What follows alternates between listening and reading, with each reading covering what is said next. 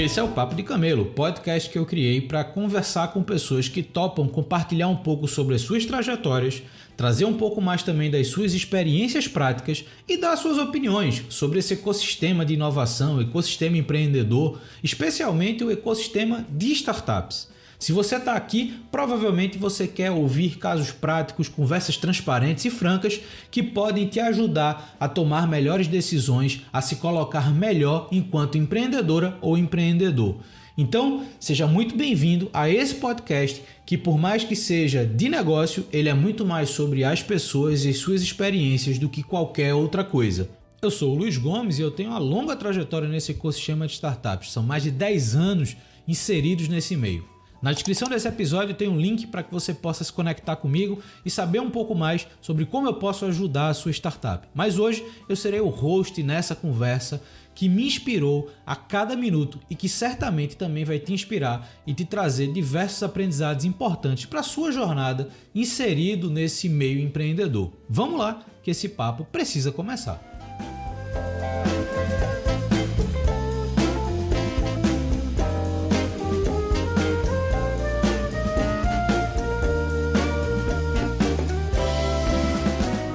Hoje eu estou recebendo o Bruno Okamoto, um cara que hoje talvez seja muito conhecido por estar à frente da maior comunidade microsais do país, mas é um cara que já tem uma trajetória aí bem interessante, tanto no ecossistema de tecnologia, inovação, startups. Então a gente vai passar aqui por uma série de coisas e que muitas delas fazem muito sentido para o momento que a gente está vivendo enquanto ambiente de inovação, tecnologia e novos negócios. Bruno, primeiro obrigado aí por ter topado conversar comigo, separado essa janelinha aí pra gente bater um papo. Passando a palavra para você, como eu sempre faço, quem é você e como é que você chegou até aqui? Luiz, cara, muito obrigado pelo convite. É um prazer enorme estar aqui com vocês. E, quem é o Bruno, o que eu faço... Cara, tudo começa muito cedo, né? Hoje eu sou pai, sou marido, sou empreendedor, sou uma pessoa multifunções, mas principalmente tento ser uma pessoa que tenta fazer a diferença na vida das pessoas, né? E desde o começo da minha carreira, eu venho muito impactado por essa filosofia de poder trabalhar com economia criativa e tentar fazer a diferença na vida das pessoas, assim, né? E essa minha jornada e essa minha filosofia que eu carrego desde sempre, ela começou lá atrás, quando eu não sabia o que eu queria fazer da vida e eu tive a oportunidade de, por conta do trabalho do meu pai, morar em outros países, e isso abriu muito a minha cabeça, né? Conhecer muitas pessoas e muitas culturas e furar a bolha que a gente vivia, né? E aí eu descobri, cara, que o mundo é muito grande, que as pessoas são incríveis e assim, mas eu nunca sabia o que eu queria fazer. Eu queria estudar relações internacionais, eu queria viajar o mundo e fazer negócios, né? Assim, esse era meu sonho. E aí um dia minha mãe chegou pra mim e falou assim: olha, eu vi essa palestra aqui, eu acho que você vai gostar. E era uma palestra de um rapaz chamado Marcelo Salles, da Endeavor, né? E era a palestra do Day One lá da Endeavor. E a palestra chamava As Conexões que Movem a Vida. E aí, cara, essa palestra, assim, ela me trouxe uma mensagem muito poderosa. Primeiro que eu criei uma admiração enorme pelo Marcelo Salles e pela visão dele de empreendedor que ele é, né?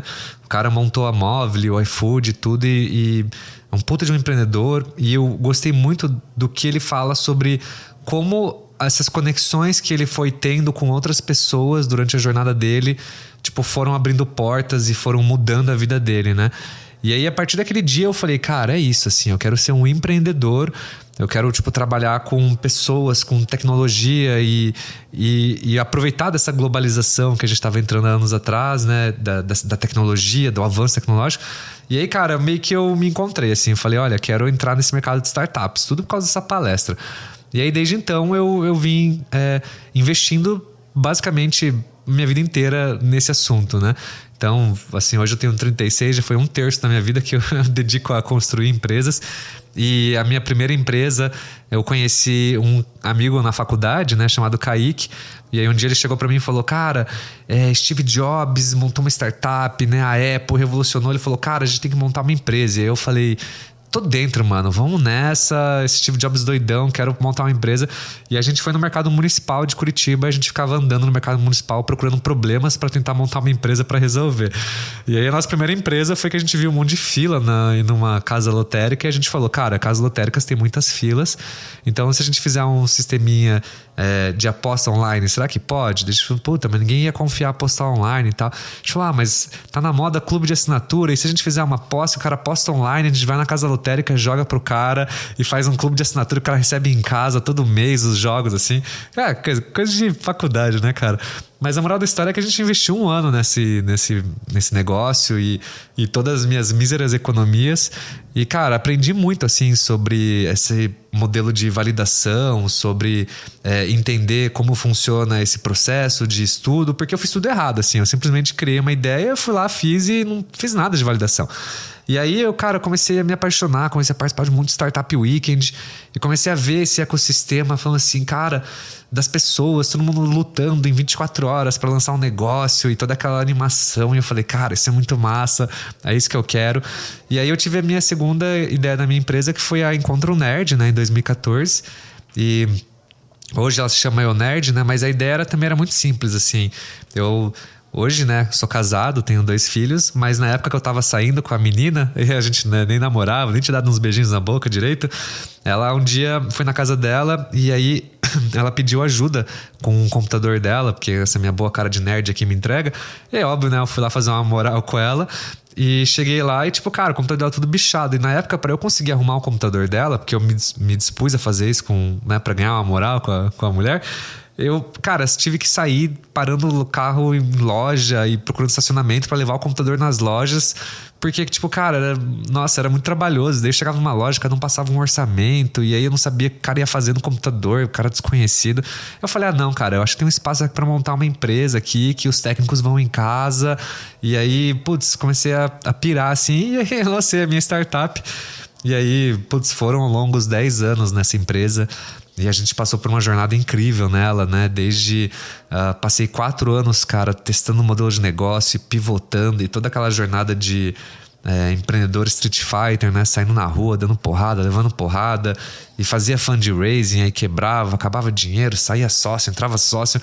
Mas essa jornada ela foi muito rica, né? Ela me trouxe uma experiência muito linda, assim, né? De aprender a construir times, a construir equipes, a construir produto, a construir relacionamento, né? Com pessoas, com investidores. E, nossa, aprendi muito sobre negócios e principalmente sobre o que não fazer, né? Porque eu virei um expert em coisas que não se pode fazer em uma startup. E aí, cara, no final de 22 eu acabei cansando um pouco do negócio, do mercado. Eu tive alguns problemas também com alguns investidores e, enfim, acho que pelo meu momento de vida eu decidi sair. E eu fiz uma sucessão dessa empresa, né, para o meu sócio. A gente pôs outros gerentes como diretores e eu saí e inclusive devolvi meu equity para a empresa. E assim, realmente eu queria encerrar o ciclo mesmo, estava bem cansado.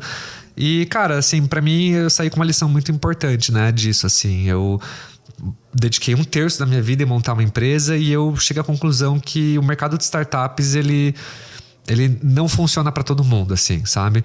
Ele é um mercado muito lindo, eu amo o ecossistema de startups, que nem eu falei, né? Eu dediquei grande parte da minha vida para isso, mas ele é um jogo muito matemático, assim, né? Então, quando você para e pensa que só 4%, né, das startups aqui esse ano fizeram um Series A, então a gente tá falando de 96% das startups no Brasil que estão mais de uma década, né, que já existe startups, uma década e meia. Tipo, tem muita gente que, cara, não conseguiu ficar rentável, não conseguiu, muita startup quebrou, muita gente voltou pro emprego. E aí, cara, tipo assim, a gente vive num ecossistema que é muito romantizado, né? Tipo, abrir IPO, virar unicórnio, vai crescer bastante. Mas a real é que, tipo assim, não é todo mundo que consegue.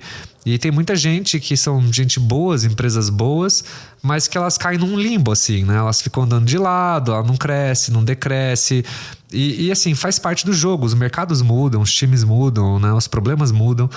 Então, assim, quando eu cheguei a essa conclusão que ele é um jogo muito de estatística, de muita matemática, eu falei, cara, eu não quero talvez dedicar os próximos 10 anos de novo para as estatísticas. Eu acho que eu quero montar algo que me dê grana. Alguma coisa que eu não aprendi a fazer em 10 anos, agora eu quero ganhar dinheiro, né? E aí eu comecei a estudar muito a ideia de montar uma cash call, né? Uma pequena vaca leiteira, algo que eu tivesse experiência como founder, que eu pudesse ganhar dinheiro. E aí eu comecei a estudar e me deparei com esse conceito de micro-SaaS lá fora. E eu falei, cara, é isso, assim, eu preciso começar a micro-SaaS. E aí a minha tese começou a partir daí. E aí desde então, né, fiquei viciado, assim, nessa possibilidade, no conceito como um todo. E vim dedicando os últimos anos da minha vida em trazer, tropicalizar, digamos, esse conceito que já é muito bem estabilizado lá fora. Mas sempre foi um conceito mais underground, assim, né? Ele era os nerds das festas excluídos num cantinho, que agora tá ficando popular na escola, né? Mas basicamente essa é um pouco da minha longa, curta jornada, assim, né? Então, assim, fazendo um rápido comentário, né? Acho que no meio desse campo também, voltando à parte de conexões, né, com pessoas e gerar valor, desde o meu segundo ano de startup, eu sempre trabalhei como mentor de aceleradoras. Então eu sou mentor há 7 anos do Founder Institute, por exemplo, né? E eu sempre gostei muito de levar para os empreendedores, principalmente o que eu aprendi no erro, para essas mentorias, para mostrar para as pessoas, para que elas não passem também, ou que elas não ficassem muito vidradas. Porque, cara, quando a gente não tem experiência, a gente sempre meio que segue o mesmo playbook de erros, né? Se foca demais no produto, se foca demais em fundraising. Aí eu chegava pra galera e falava, puta, velho, olha, o B2B a gente começou, foi muito difícil por causa de ABC, então isso aqui funciona só pra isso aqui. Olha, fiz fundraising errado, então não usem esse tipo de contrato, façam isso. Então, para mim, esse give back, essas conexões, tá sempre gerando valor, sempre foi algo que me deu muito tesão, né? Minha última empresa foi um marketplace, então eu trabalhava, né, em gerar valor para os técnicos, para os clientes. E aqui, de novo, tô trabalhando ainda com essa economia, de novo, de comunidade, de geração de valor, porque eu acredito muito nessa... Cara, muito nessa parte de conexão, de ajudar o próximo, porque eu acho que a vida é muito curta, né, mano, pra gente ficar só pensando na gente o tempo inteiro, sabe? Mas enfim, um pouco disso, né, Luiz? Bicho, é uma história, assim, é uma trajetória que eu me identifico muito, em vários aspectos. Eu comentei antes da gente começar a gravar que a gente foi contemporâneo durante um tempo aí nesse ambiente de startups. Acho que a gente deve ter entrado mais ou menos na mesma época. Eu entrei ali final de 2012, começo de 2013. Eu vi que a Encontro Nerd ali é 2014, né? Então, é um período que a gente viveu que foi um período até de conceber o que é esse ecossistema de startups no país, né? Ali em 2014, por exemplo, a gente ainda via um volume muito grande de aceleradoras, a gente via o conceito até de investimento anjo ganhando forma no país, a gente via um modelo de investimento que, como você falou, né, por mais que sempre fosse muito matemático no modelo de startups investíveis, vamos chamar assim, a gente via um processo de que cara isso teria no Brasil, né? Muita gente querendo replicar modelo de Vale do Silício, que para mim sempre foi um tiro no pé, até porque o perfil empreendedor no Brasil é diferente, as necessidades para você empreender qualquer negócio no Brasil é diferente, né? Então, quando você coloca isso tudo na balança, sempre tem um peso muito forte. E quando você começa a olhar para esse contexto hoje do microsize, isso me traz muito um pouco até da concepção desse próprio podcast, da minha newsletter, que é uma provocação à corrida pelos unicórnios, né? Que é a busca de modelos digitais que sejam financeiramente sustentáveis, né? Então, por mais que a gente ainda esteja num ambiente muito seletivo, muito onde corte muitos bons negócios por uma estratégia ruim ou por, às vezes, uma oportunidade que não vem no momento certo, da forma certa, que possa impulsionar aquele negócio, mas eu tenho essa visão da busca por racionalidade, faz parte da minha tese por trás do modelo de startup que eu acho que funciona no Brasil. E essa visão hoje do microsize, como você falou, colocando um pouco disso na mesa para você trazer até a explicação de microsize para eventualmente quem não conhece, mas essa visão de pensar em negócios com capacidade de geração de receita desde o início, é algo que também faz parte de um conjunto de estratégias hoje que eu defendo muito, que eu coloco em vários e vários momentos de interação com quem está empreendendo. Hoje, por exemplo, a gente pode facilmente encontrar negócios fundados por uma pessoa só que conseguem oportunidades que na nossa época lá atrás seria praticamente impossível. Até isso era colocado como, entre aspas, regra, né? Você ser empreendedor solo, você praticamente não tinha nenhuma oportunidade de captar investimento, de pegar alguns tipos de apoio específicos, e isso hoje mudou muito. Então, cara, olhando tua trajetória, óbvio que tem vários pontos importantes aqui para a gente entrar, mas eu queria puxar já um pouco mais dessa visão do microsize, porque eu acredito que seja um ponto que muita gente que está ouvindo a gente eventualmente ainda não conhece, que está no ecossistema de startups, mas não entende o conceito do microsize. E como você é um cara que, de fato, eu vejo que imergiu no que nas definições ou nas propostas e nessa tropicalização do conceito, traz um pouco mais sobre o que é microsize, como é que isso se tornou uma oportunidade para você ao olhar para o contexto Brasil, e eventualmente como é que você enxerga esse movimento e esse ambiente hoje. Cara, o Brasil é um lugar maravilhoso, assim, né? Ele tem... Os brasileiros, eles são incríveis, assim, né?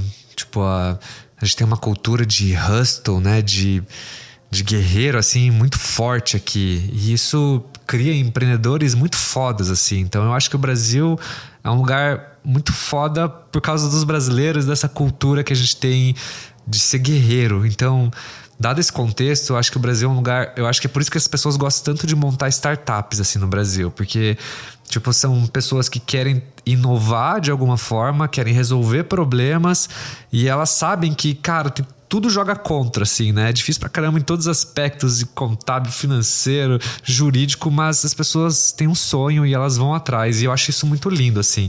E o mercado de startup, ele é muito lindo por causa disso, né, cara? Se não fosse por essas pessoas indo atrás e se arriscando e pondo delas na reta todos os dias, a gente não ia ter essas grandes empresas, essas grandes soluções, essas mudanças no mercado, né?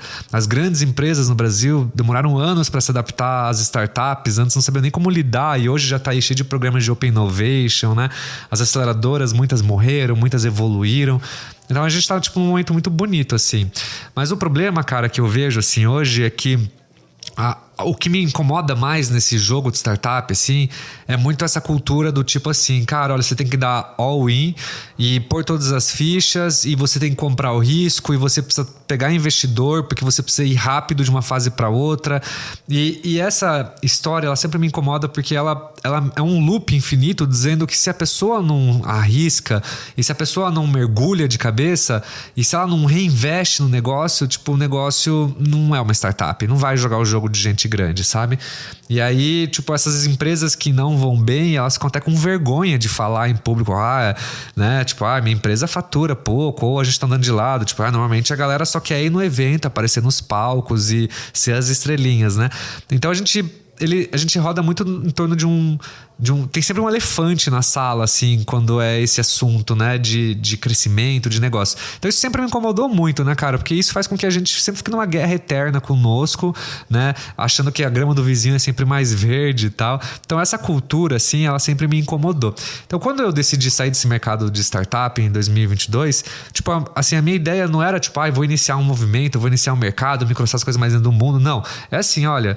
Eu tenho aqui um monte de fornecedor que eu já trabalhei. Eu já sei, tipo, como montar produto, eu sei fazer tudo. Eu só preciso hoje pegar um negócio que ele já tenha pulado da etapa do 0 a 1, que eu não tenho tempo de vida de caixa na física para me sustentar em sala, para validar uma ideia. Então eu quero só achar uma ideia que ela tenha algum fundamento, que seja validada. Eu quero chutar o founder. Eu falo assim, cara, me dá esse business e deixa que eu vou tocar ele. E é uma tese bem aleatória, né? Porque normalmente M&A você pega o founder, prende, mas eu falei assim, cara, eu não ligo pro founder, eu quero o produto. E aí com esse produto eu vou pegar o que ele já faz bem, que é a distribuição para ele do 0 a 5, e eu vou, cara, triplicar essa distribuição, eu vou reinvestir 40%, 50% no negócio, eu vou tirar o resto para mim e isso vai ser uma vaca leiteira. E eu falei, cara, eu vou ter um portfólio de pequenas micro SaaS que vão ser pequenas vacas leiteiras. Então, eu quero pegar... Aí eu comecei a desenhar uma tese, né? Falei, eu quero pegar uma tese que eu consiga pegar todos e fazer um upsell entre eles, que eu possa usar a mesma base e tal. E aí, cara, eu...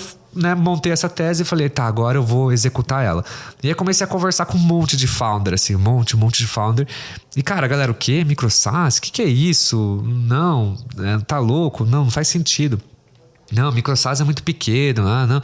Cara, e eu vi que a galera não tinha nem noção do que era isso. E eu falei, poxa, sabe o quê? Então eu vou montar um funil de inbound. Eu vou começar a escrever, então, essa newsletter. Eu vou pôr a minha tese. E aí no futuro eu quero que esse conteúdo vire um funil de inbound para eu achar mais micro SaaS. E aí eu falei, bom, então, mas para eu montar um funil de inbound eu preciso ter algum lugar para jogar as pessoas. Então eu falei, vou montar uma comunidade, porque é um tema que ninguém conhece, então eu preciso de um lugar para jogar elas, e aí aproveito e elas podem conversar sobre micro SaaS e eu crio um ambiente para eu aprender sobre o assunto, né, e com mais pessoas que também se interessam pelo assunto e, cara, a gente cresce junto. E aí quando a gente começou a produzir esse conteúdo de micro SaaS e tal, eu comecei a trazer muito essa provocação. Falava assim, olha, gente... Falar pra vocês bem a real, assim, olha, startup é um negócio muito binário, assim, ou você dá all-in ou você não dá nada. Fala, pô, mas e se a gente olhasse que no meio do caminho de você ser CLT ou você ser startupeiro, você tem uma opção de ser aqui um meio termo aqui, que é um micro SaaS, né? Você pode começar um negócio em paralelo a uma atividade principal, um negócio enxuto, que resolve poucas coisas muito bem, para um nicho, então você não precisa concorrer com uma Salesforce, você não precisa concorrer com o Notion, né? Que eles têm, tipo, dinheiro infinito, e que você pode, de fato, praticar um exercício numa escala muito menor de empreendedorismo, né? Então você vai aprender sobre governança, sobre administração, sobre suporte, sobre produto, né? Você vai aprender sobre contabilidade sem você precisar perder o conforto da sua fonte de renda, sem talvez você precisar abrir mão de um sacrifício tão grande, ou, cara, principalmente de investidor, porque aquele momento que você precisava de grana para validar as ideias, isso não cola mais. A gente está num momento do mercado que, cara, IA já baixou muito a barreira de entrada para você desenvolver produto, os produtos, as ferramentas no-code já evoluíram muito. E aí eu comecei a trazer essa provocação pra galera, tipo, gente, sim, não é binário, entendeu? Vamos parar de romantizar tanto startup, porque eu acho que tem um caminho muito menos arriscado aqui pra galera. E aí eu comecei a fazer essa provocação, mas, de novo, a intenção não era produzir conteúdo para virar um produtor de conteúdo, era muito mais para manifestar uma opinião pessoal minha, assim. E de repente, quando eu vi, a comunidade de micro SaaS já estava com 11 mil pessoas. E aí o conteúdo começou a crescer e tomar outras proporções. Eu comecei a criar muito tesão pelo produzir conteúdo. Acho que foi um amor que eu descobri, assim. E, poxa, assim, é algo que eu me vejo fazendo pro resto da vida. E cara, hoje, né, assim, definindo o que é micro SaaS depois de quase 3 anos aí no ecossistema, né? Na minha visão hoje, o micro SaaS, ele é um SaaS. Assim, não existe uma diferença de um micro SaaS e de um SaaS. Ele é um SaaS. Ele é um software como um serviço. O que define a linha que separa, né, a linha tênue que separa entre um micro SaaS e um SaaS, é muito o que o fundador quer que esse negócio faça ou vire. Então, enquanto uma empresa de SaaS ela tem um propósito de continuar crescendo, adicionando feature para ela melhorando a retenção, para ela continuar crescendo o negócio e equipe, um micro SaaS, muitas vezes ele estaciona, assim, ele tende a resolver uma ou duas coisas muito bem, ou 3, 4, mas assim, o fundador não tem muita intenção de ficar adicionando muita funcionalidade, ele não quer, às vezes, nem largar o emprego para fazer o negócio, às vezes ele foi lá e lançou 4 micro SaaS, muito mais pela experiência de fazer. Então, assim, eu vejo que o micro SaaS, ele é um lifestyle business. Ele é um negócio que ele tem um propósito de alimentar o caixinha, o porquinho do empreendedor, né? E aí, o bom do micro SaaS é que ele é um negócio que ele pode ir crescendo financeiramente muito enxuto. E aí ele pode chegar num patamar que o empreendedor pode decidir o que ele quer fazer com isso. Ele pode falar, putz, sabe o quê? Agora que eu tô faturando 50k de MRR, eu acho que eu quero captar um investimento anjo e virar uma startup. E aí o cara vai muito mais maduro pro jogo, com muito mais de experiência, com um negócio muito mais redondo. E aí, cara, é o que aconteceu. Assim, hoje a gente tem esse conceito muito mais amadurecido. A gente tem mais de 2 mil SaaS que lançaram dentro da comunidade de micro SaaS. E o mais lindo de tudo isso, cara, é que tem pessoas hoje, assim, ganhando 100, 200 mil por mês. E tendo até emprego em paralelo, assim, literalmente tocando isso como um side project. E eu acho que esse exercício de empreendedorismo, ele traz uma jornada muito mais leve do que o mercado de startups, assim. Eu acho que ele tira um pouco da ansiedade também, de você querer fazer tudo muito rápido, tudo muito intenso. Então, eu acredito que MicroSaaS ele veio para ficar e ele vai ser uma ponte de interseção entre duas grandes bolhas, né? Falando de mercado. Eu acho que a bolha de startups e a bolha do marketing digital, né? Então, a bolha de startup e a bolha do marketing digital, elas nunca se encontraram muito bem, porque startup é muito mais de construir ativos e produto, né? E o marketing digital é muito mais sobre distribuição e vendas. Então, o marketing, ele às vezes nem tem produto. Os caras vendem promessas e faturam milhões. E o de startup, às vezes o cara investe 5 milhões em produto e não vende nada. Então, eu vejo que o MicroSaaS ele veio como uma interseção, porque a galera do marketing digital hoje está procurando entrar no mercado de SaaS, e para eles montarem uma startup é muito mais difícil, né? Porque exige um conhecimento de escala, de produto, de montar equipe que eles não têm. E a galera de startup tá falando assim, pô, talvez eu não precise ser uma startup, talvez eu possa ser um MicroSaaS e ir com um pouco mais de calma, talvez eu possa conciliar com uma atividade aqui, um freela lá, ter uma fonte de renda, e talvez eu não precise nem depender de investidor. Então tem muita gente que é startup hoje que estava falando assim, talvez isso me encaixe nesse conceito, né? Então eu vejo que essa bolha de MicroSaaS que está surgindo, ela está vindo como essa interseção entre esses dois mundos, né? Então muito influenciador, muito infoprodutor e muito startupeiro vão se juntar no mesmo ecossistema. E no final das contas, o que todo mundo quer? Construir um negócio para nichos específicos que resolvam problemas específicos, né? Então, muito difícil a gente concorrer hoje com grandes empresas estabilizadas. E não tem, muito difícil. Mas com a chegada da AI e a quantidade de influenciadores, o Brasil sendo um dos países com mais influenciadores do mundo, então tem muito nicho nascendo por causa de AI, muito influenciador de nicho, e aí a gente tem um mar de oportunidades infinitas no Brasil para construir MicroSaaS. Então você junta esse storytelling de momento de mercado, né? Das startups, o tamanho da nossa comunidade, o que ela cresceu e quantos SaaS já nasceram, junto com esse movimento do timing, né? E da cultura desses dois mercados, eu acho que a gente vai ver um movimento muito bonito surgindo agora. E daqui para frente eu vejo que ele vai crescer muito, assim. Eu posso ter uma opinião completamente enviesada, né? Mas eu acredito muito que MicroSaaS ele veio com uma proposta de valor muito clara, fácil de entender e que muita gente vai curtir o rolê, assim. Porque vai ser um rolê muito menos arriscado, assim, sabe? É uma visão muito interessante, Bruno, e por diversos fatores, tá? E eu ia provocar um ponto que você já colocou, porque eu converso também com algumas pessoas que estão e que já criaram seus MicroSaaS e que muitas vezes usam a estratégia do MicroSaaS como uma pré-validação de um potencial startup, né? Então, eu acho que essa tua visão, e aí de novo, o ambiente de startups continua sendo um peneirão muito complexo, mas você começar com uma proposta que você consiga organizar na sua rotina, que tenha uma proposta comercial muito bem definida, um nicho e um foco muito bem definido, você chega para uma conversa na transformação disso para um modelo startup com crescimento, entre aspas, sem limite, com muito mais maturidade, não só no desenvolvimento da solução, mas no posicionamento que ela precisa ter de mercado, nesses canais de distribuição, que é uma coisa que realmente muito fundador e fundadora de startup tem muita dificuldade, que é desenvolver a habilidade comercial como um todo, né? E aí dentro desse universo de habilidade comercial tem a questão de trabalhar o marketing para atrair oportunidades para o negócio.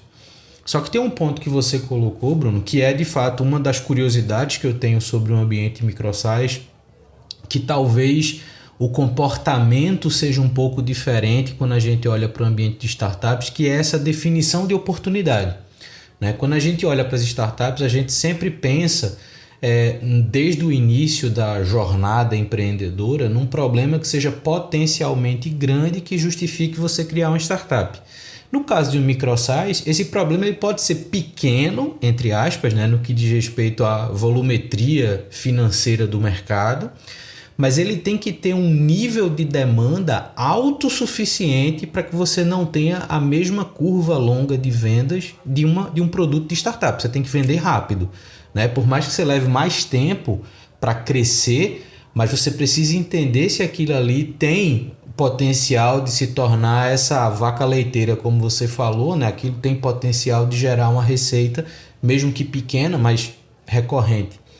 Como é que hoje, olhando para esse ecossistema de microsize e para essa quantidade de pessoas criando seus microsize, como é que você enxerga hoje esse processo de definição de oportunidade? Como é que essa galera tem olhado, o que é que tem sido feito e eventualmente hoje quem não quer arriscar empreender uma startup, o que é que pode fazer para iniciar uma experiência empreendedora através de um microsize, por exemplo? Claro.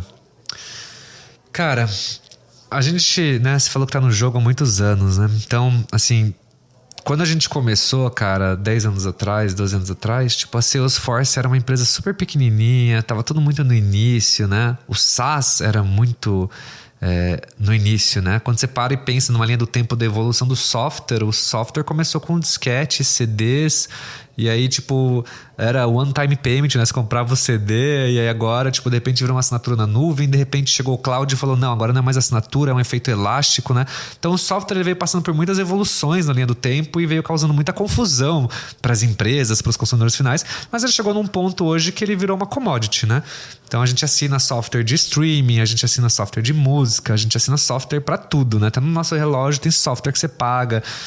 Então, assim, a gente está num ponto assim que o software comoditizou. Então, como que você entra num mercado pensando em tamanho de mercado num momento que o mercado saturou? Tipo, os mercados saturaram. Para você entrar no jogo, ou você tem que ter uma inovação muito bruta para disruptar o mercado, né? E ser essa próxima grande inovação que muita empresa de IA fez, né? Então, muita empresa já estabilizada, né? A gente pega, assim, um exemplo até brasileiro, né? A Rock Content. A Rock Content foi uma empresa que o mercado de AI disruptou o negócio dos caras, né? A Rock já fundou. Era um marketplace. Tudo bem, assim.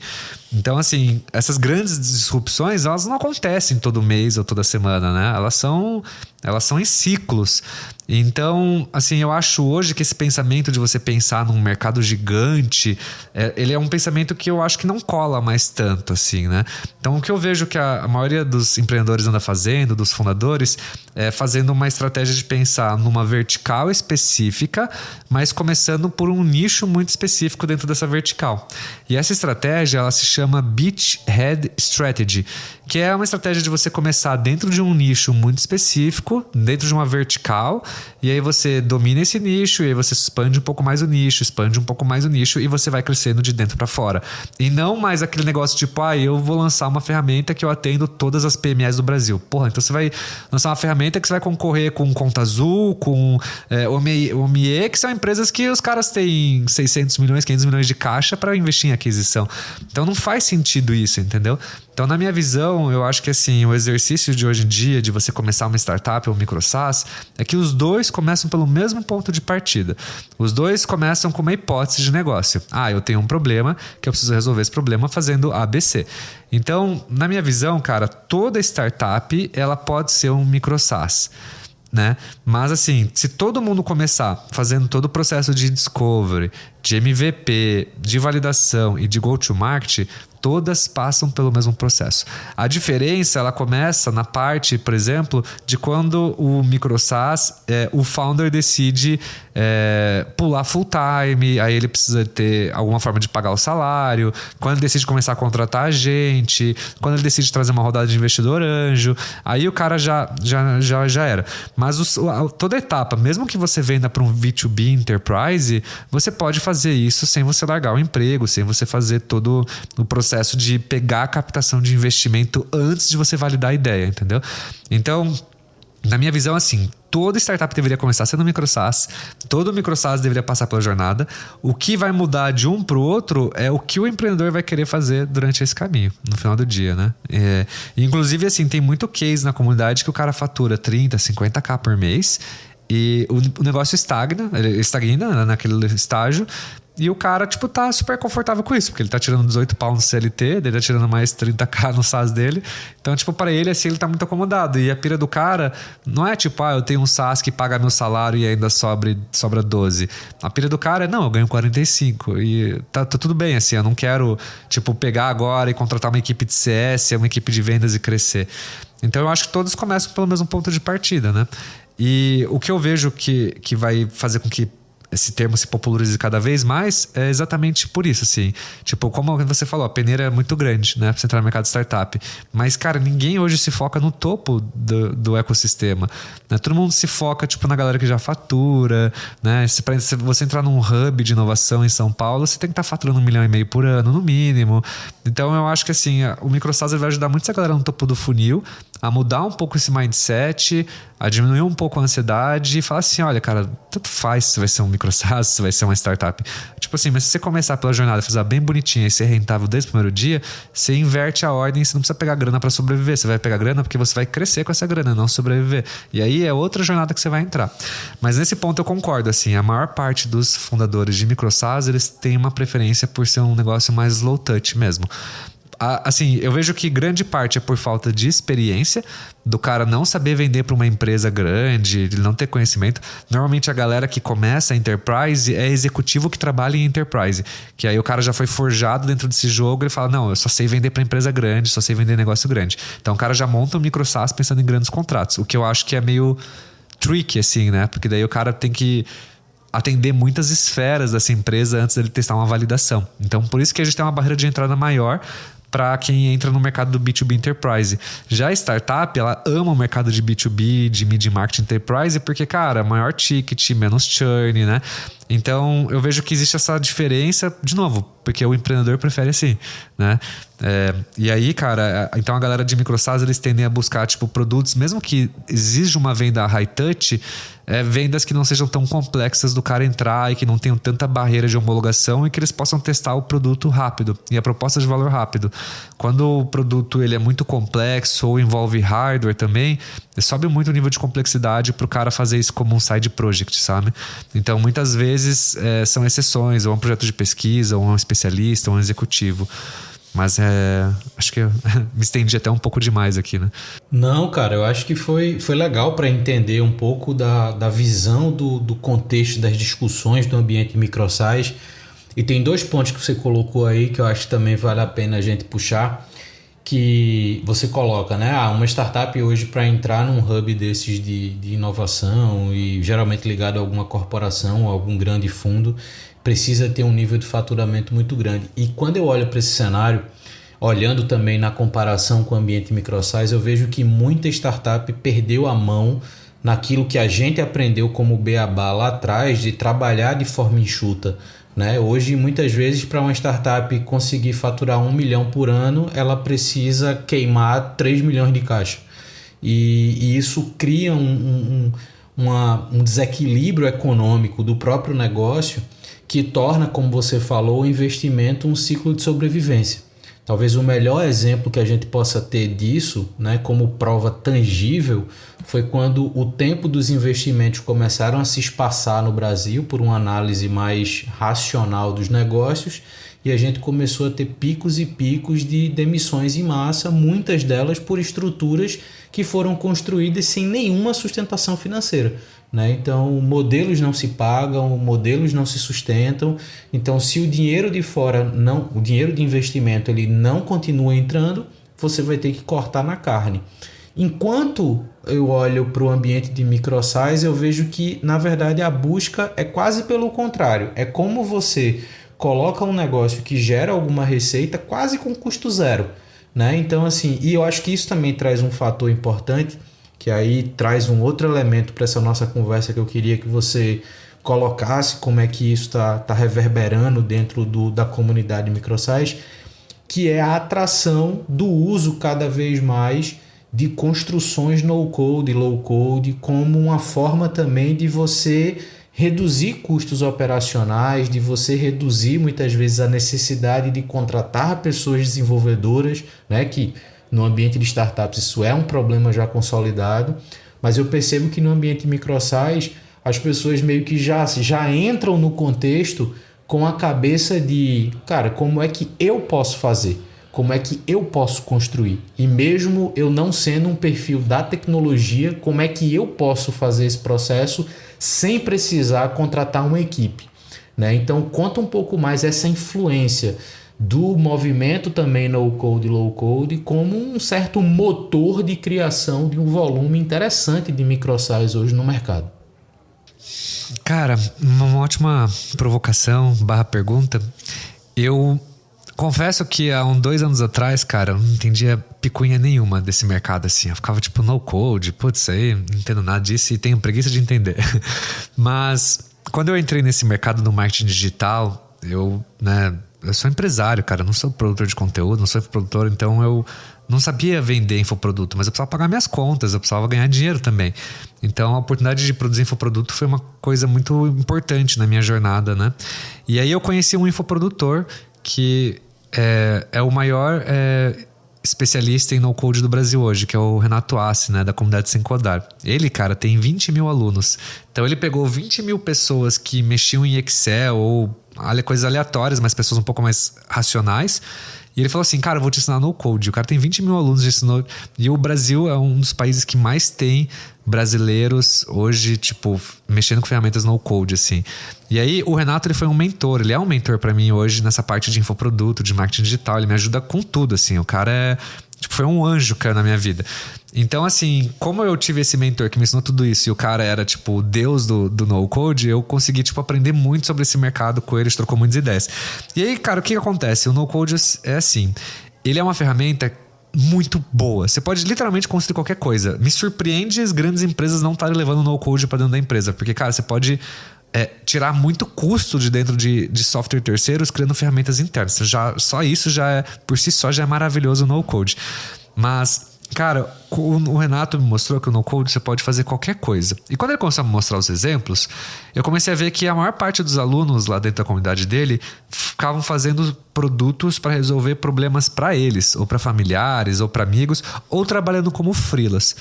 E aí quando essa galera lá dentro começou a falar assim, pô, peraí, eu posso fazer micro SaaS? Posso fazer SaaS? Tipo, porque assim, a galera olhava muito o mercado de startup, e o cara pensava, puta, eu preciso construir um mamute aqui, que é gigante e tal, então eu preciso passar 1 ano codando. E aí o cara falava, putz, preguiça. É mais fácil eu trabalhar como freela, ou ganhar tipo uma grana como CLT, ou até vender meu serviço em dólar ali pros gringos.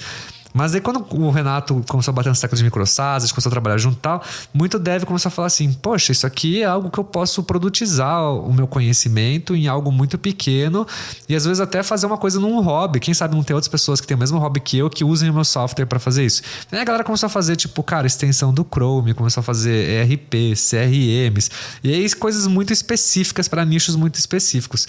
Então a gente começou a olhar que microsas e no-code tipo a combinação perfeita, assim, porque tipo, cara, a galera lançava, né, a gente tem um amigo meu, Thiago Costa, ele lançou 4 softwares, cara, ele demora tipo 2-3 semanas pra lançar um puta de um SaaS, que eu acho que nem captando 5 milhões de reais investindo na minha última startup, a gente conseguiu fazer produtos tão bons quanto o que ele fez em pouquíssimo tempo. Então, assim, eu me apaixonei e hoje eu tenho muita convicção e dados de que no-code é muito poderoso, veio para ficar e ele tem uma barreira de entrada infinitamente inferior ao hard-code. Cara, a galera bota muito mito em volta do no-code, mas a realidade é que você pode montar qualquer negócio ali em cima, desde complexos até simples. Você pode sim ter estruturas complexíssimas de custos lá dentro, como também você pode plugar muitas APIs e fazer meio que um Frankenstein, diminuir muito o custo do no-code. Então eu acho que o no-code, cara, ele tem uma flexibilidade tremenda para você fazer qualquer coisa. E quando você tem uma ferramenta tão poderosa assim, e você permite que pessoas com um conhecimento muito menor do que a galera que estudou em ciência da computação consiga entrar nesse mercado para construir, transformar ideias em negócios, porra, é o casamento perfeito, assim.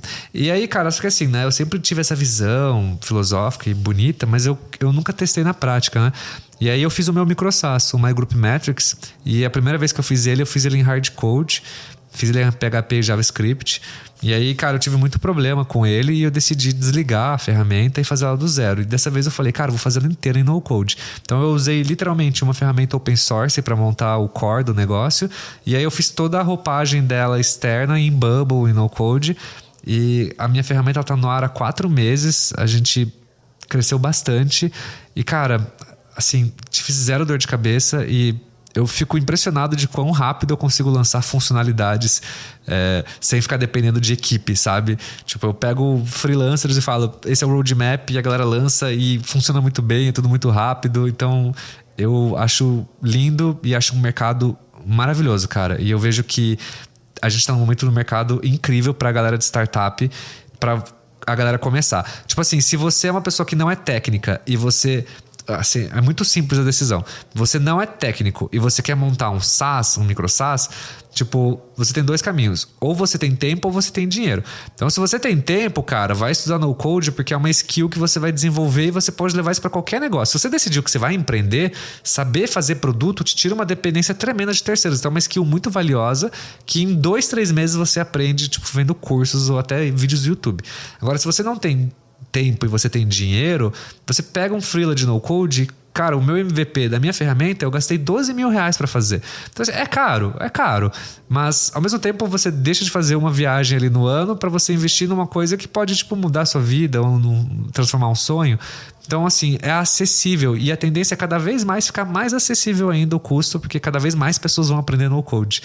Então, e eu acho que assim, para pessoas técnicas, tem muito dev que fala, não, no code e tal. Mas, cara, você é uma pessoa técnica e você manja de uma stack específica e você aprende no code, você ganha uma agilidade tremenda em qualquer negócio que você fizer. Então, eu também considero até para pessoas técnicas uma excelente skill para você aprender, para você, tipo, incorporar no seu portfólio de ferramentas, porque, cara, isso agiliza muito a produção de coisas. Então, eu acho, cara, o no-code excelente em todos os sentidos. Ele é barato, ele é acessível, ele faz sentido tanto a pessoas técnicas como não técnicas ter. E, mais importante de tudo, ele funciona muito bem. Então, eu acho que, cara, o no-code vai crescer muito no Brasil ainda, cara. Eu tenho uma visão muito parecida com essa. Eu acho que a gente ainda está dando os primeiros passos.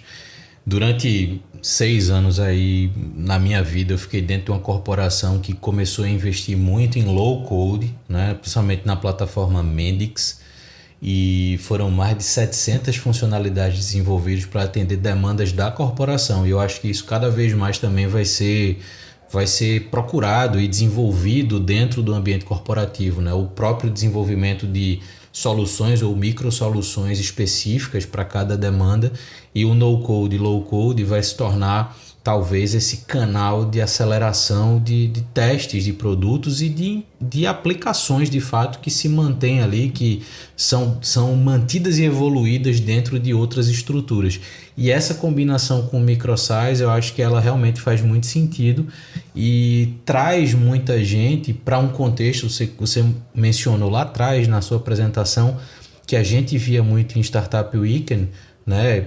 Eu fui facilitador de Startup Weekend até 2019, e eu vi muita gente querendo colocar ideias na prática. Você deve ter visto participando também de alguns, e muitas vezes eram impedidas, entre aspas, pela falta de conhecimento técnico e pela falta de recurso para investir em contratar pessoas para fazer isso. E é o que você falou, as pessoas tinham tempo, mas elas na época não tinham um direcionamento muito claro por onde começar a investir esse tempo para do outro lado sair com um produto.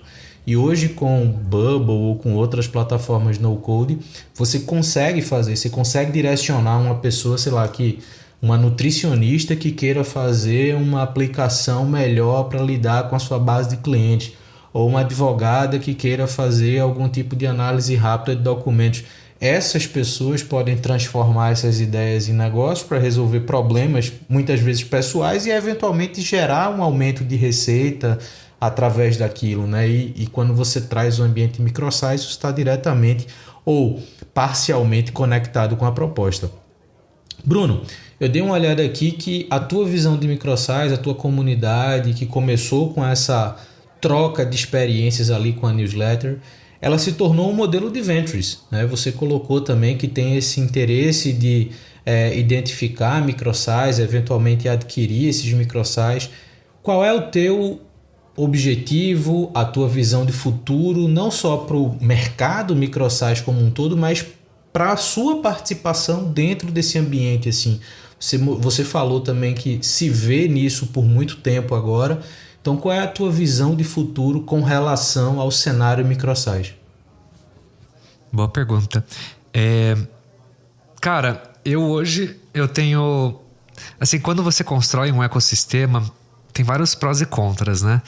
Então, assim, o maior pró é que eu acabo conhecendo a jornada inteira das pessoas em todos os momentos, assim. Então, eu tenho cases que literalmente saíram do zero na comunidade e hoje estão faturando 200k por mês. Então, eu tenho muito case que cresceu muito na comunidade. Então, quando eu comecei a entender essa fotografia dessa jornada, eu comecei a ver que se eu fatiasse ela em várias etapas, eu poderia criar produtos para atender esses empreendedores e ajudar eles em determinadas etapas dessa jornada. Então, hoje, 80 e poucos % da minha comunidade é naquela galera que está na fase de como validar uma ideia, como montar um MVP e como fazer esse 0 a 1. Mas, ao mesmo tempo, eu já tenho muita gente que está faturando 30, 50, 80, 100, 200k. Então, eu comecei a desenvolver soluções que eu pudesse gerar valor para momentos específicos da jornada desses empreendedores. Então, a minha ideia é que essas soluções elas são focadas em 3 grandes unidades de negócio, né?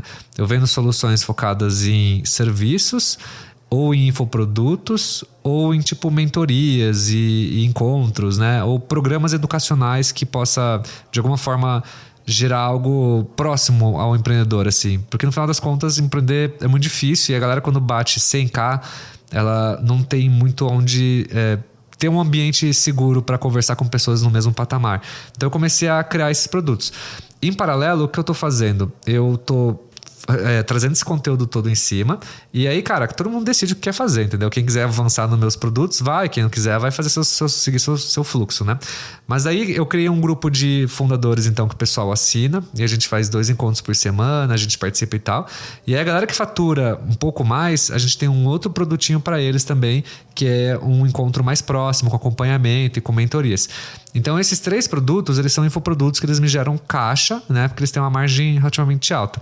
Então, com esse caixa, eu invisto numa segunda empresa minha, que é uma empresa de software. Então, ou eu estou investindo em alguns micro SaaS que eu consigo acoplar eles para vender em torno da minha comunidade e que ajude o empreendedor a manter esse propósito do 0 a 1, do 1 ao 2, do 1 ao 3. Então, ou é algum software que eu posso acoplar aqui dentro, ou eu desenvolvo meus próprios SaaS pensando em construir a minha própria vaca leiteira.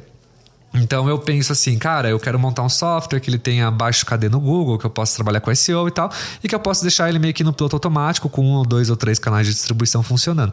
Então eu uso essa estrutura de infoproduto para fazer caixa, com esse caixa eu invisto em software, seja em aquisição de participação, seja em uma aquisição integral, ou seja eu desenvolver meus próprios softwares. E aí em paralelo que eu também tenho uma outra empresa de serviço que é para tentar trazer o B2B para dentro desse ecossistema. Então a gente recebe muita demanda de B2B, querendo construir micro SaaS lá dentro, fazer algum tipo de treinamento, consultoria, até hackathon, a gente recebe as demandas e aí eu atendo essas empresas. Então hoje esses são meus 3 grandes pilares, né? E a minha ideia, num quarto ponto, é montar um fundo de investimento mesmo e trabalhar com essa galera que ela não está precisando trocar equity por dinheiro, mas eu quero montar um fundo que eu possa emprestar capital para os empreendedores e eles me devolvem com uma parcela do faturamento deles. Então, assim, o equity é legal, mas para mim o mais legal é poder dar fluxo de caixa para a galera que não tem acesso com bancos e tal, porque é um CNPJ muito novo, é um negócio pequeno.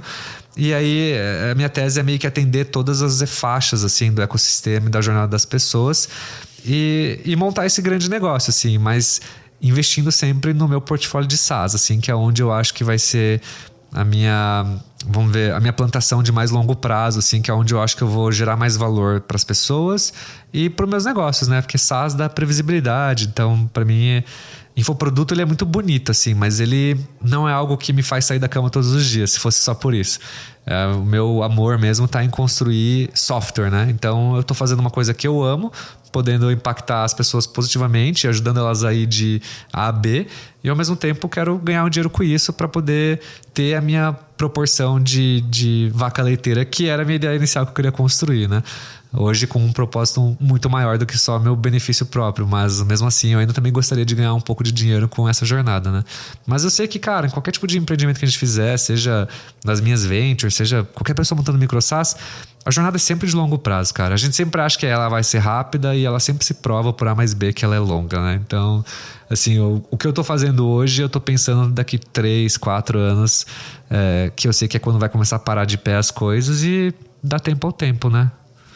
Essa é uma visão muito racional, assim, e eu acho que faz muito sentido quando você também conecta com o tempo, e aí você terminou com isso, né? O tempo de maturação desse ambiente numa camada econômica do país, né? Hoje você tem alguns mercados que você consegue de fato ter uma visão de impacto econômico, e eu acho que microsize a gente está cada vez mais se aproximando de ter essas análises. Você mesmo é uma pessoa que impulsiona muito uma análise de cenário, uma análise de volume de negócios e, obviamente, o quanto isso pode impactar economicamente as pessoas envolvidas e, obviamente, até direcionar quais são os mercados melhores para você testar um microsize. Então, essa arquitetura que você montou de negócios, eu acho que ela corresponde muito a essa visão que você tem dos elementos ou dos pilares desse movimento de microsize e o que isso pode se desmembrar a partir de agora, né? Bacana essa tua visão do B2B, de olhar para os ambientes empresariais e corporativos que buscam também o microsize como oportunidade. Eu acho que isso é um recorte de mercado muito bacana e, obviamente, a gente teria muito mais para explorar sobre isso, mas eu acredito ainda que o movimento microsize ele ainda está ganhando esse corpo, ele tem muito ainda esse senso de comunidade, coisa que no ambiente de startups em alguns momentos a gente percebe que o senso de comunidade já não é tão forte, né? A gente vê as pessoas mais dispersas ou se juntam porque eventualmente estão num lugar físico compartilhado, mas o movimento microsize ainda tem muito essa pegada da comunidade, coisas, e aí esse paralelo para mim fica cada vez mais claro, coisas que a gente via na época do movimento de um Startup Weekend da vida, né, que criava aquele sentimento de quem participou do Startup Weekend e quem não participou do Startup Weekend, né? Eu acho que é muito legal, né? Pois é, assim, eu vivi isso em todas as camadas, cara, e eu curtia muito, e isso me faz falta hoje enquanto ecossistema, essa troca de comunidade. Mas, cara, gostou do papo?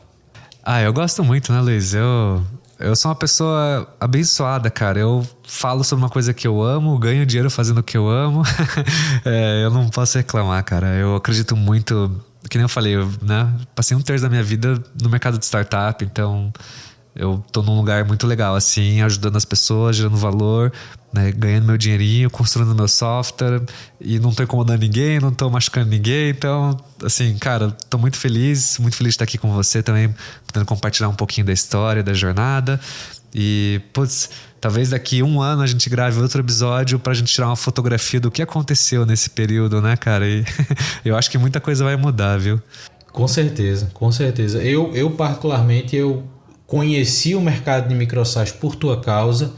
Eu acho que você foi a primeira newsletter que eu decidi pagar na vida e não me arrependo de nada disso, porque eu acho que eu aprendo muito, mesmo estando nesse ecossistema há muito tempo, mas essas provocações de microsize, elas são muito importantes para trazer essa racionalidade. Então, assim, eu também te agradeço, cara, pelo tempo que você tem dedicado a isso, por essa trajetória que, olhando de fora, pode parecer pouco tempo, mas ela já tem impactado muita gente, ela já tem ajudado muita gente. Eu acho que isso é o ponto-chave por trás de tudo isso que a gente faz, né? A gente entender que existem pessoas sendo impactadas positivamente com aquilo que a gente faz todos os dias, e gostar de fazer isso se torna o laço no presente, né? Você conseguir, de fato, embalar tudo muito bem e viver bem com aquilo.